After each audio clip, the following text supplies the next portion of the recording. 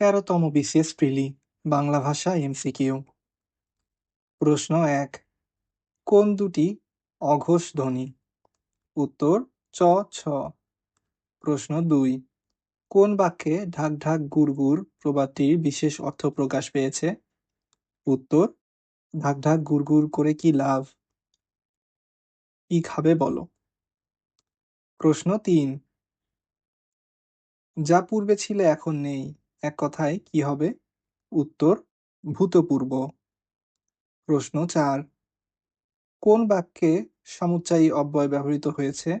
উত্তর পড়ালেখা করো নতুবা ফেল করবে।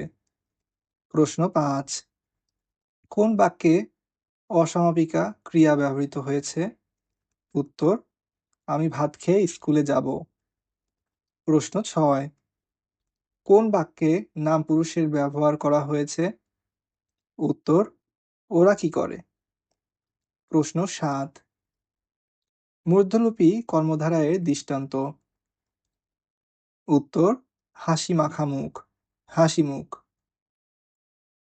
প্রশ্ন ৮, বাংলা বানান রীতি অনুযায়ী একই শব্দের কোন দুটি বানানই শুদ্ধ?